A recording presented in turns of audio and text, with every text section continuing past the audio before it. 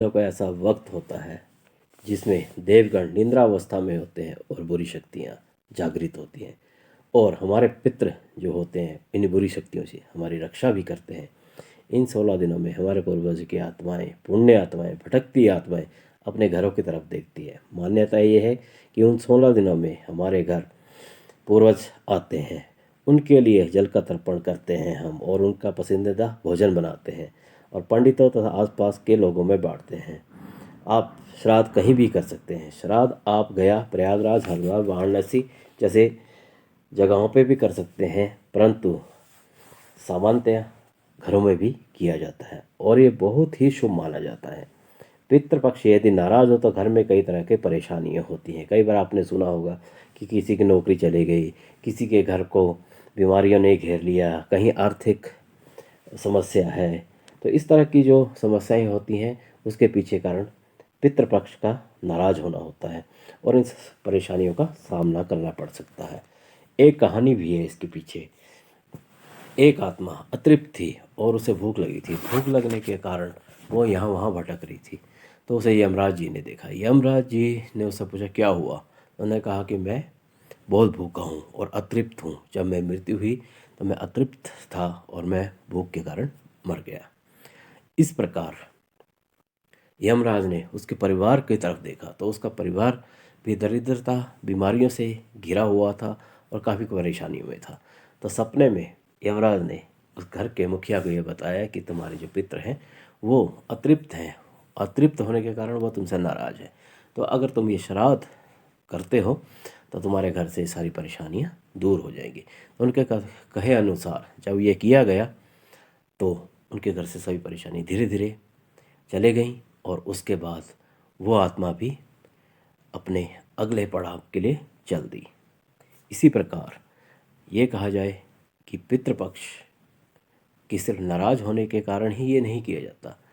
ये एक मान्यता है, ये हमारे धर्मों में कई वर्षों से चलता आ रहा है कि कुछ समय के लिए जब हमारे पितृ हमारे पास आते हैं इन 16 दिनों में, तो हमें उनके पसंदीदा भोजन, उनको जो पसंद था वो चीज़ें करनी चाहिए ताकि उनकी आत्माओं को शांति मिले, वो अगले पड़ाव की तरफ निकलें और उनके साथ सब कुछ अच्छा हो। वो खुश होंगे तो हमें आशीर्वाद देंगे।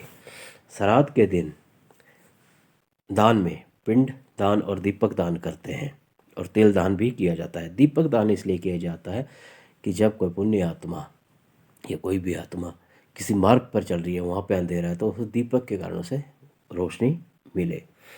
और इस श्राद्ध के दिनों में हमें मांस, मदिरा, लहसुन, प्याज इन सभी चीज़ों से दूर रहना चाहिए। इसके पास पीछे कारण ये है कि ये चीज़ें निषेध मानी जाती हैं और पितृ इससे प्रसन्न नहीं होते।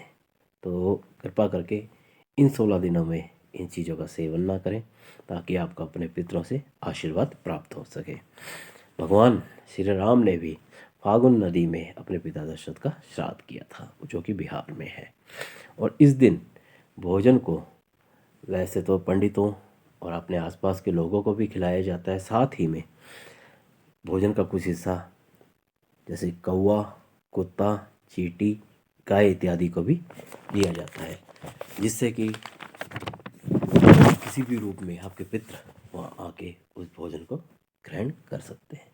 हिंदू पंचांग के अनुसार हर साल भाद्रपद पूर्णिमा से लेकर अश्विन मास की अमावस्या तक पूर्वजों का श्राद्ध किया जाता है।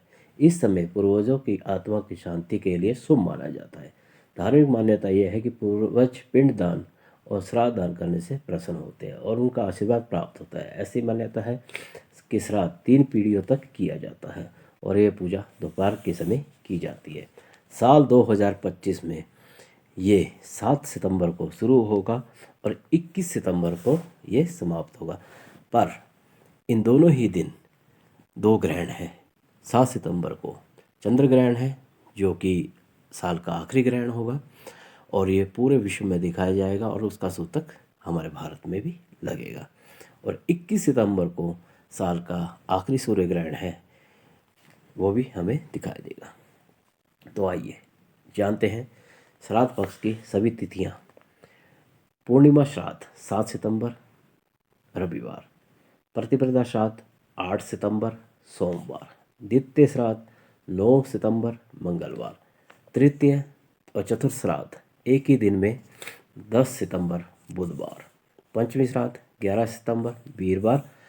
महाभरणी श्राद्ध 11 सितंबर। महाभरणी श्राद्ध का फल गया में किए गए श्राद्ध के फल के बराबर होता है। षष्ठमी श्राद्ध 12 सितंबर शुक्रवार। सप्तमी श्राद्ध 13 सितंबर शनिवार। अष्टमी श्राद्ध 14 सितंबर रविवार। नवमी श्राद्ध 15 सितंबर सोमवार एवं दसवीं श्राद्ध 16 सितंबर मंगलवार। एकादशी श्राद्ध 17 सितंबर बुधवार। द्वादशी श्राद्ध 18 सितंबर वीरवार। त्रयोदशी श्राद्ध 19 सितंबर शुक्रवार। मघा श्राद्ध भी 19 सितंबर शुक्रवार को ही। चतुर्दशी श्राद्ध 20 सितंबर शनिवार। सर्वपितृ अमावस्या 21 सितंबर रविवार। तो ये थी संपूर्ण श्राद्ध की जानकारी, पितृपक्ष की जानकारी। तो उम्मीद करते हैं आप भी श्रद्धा और विश्वास से आजकल के इस नए ज़माने में इन चीज़ों को मानते हुए अपने पितरों के लिए ये करेंगे और उनका आशीर्वाद लेकर अपने जीवन में उन्नति और सफलता प्राप्त करेंगे। नमस्कार।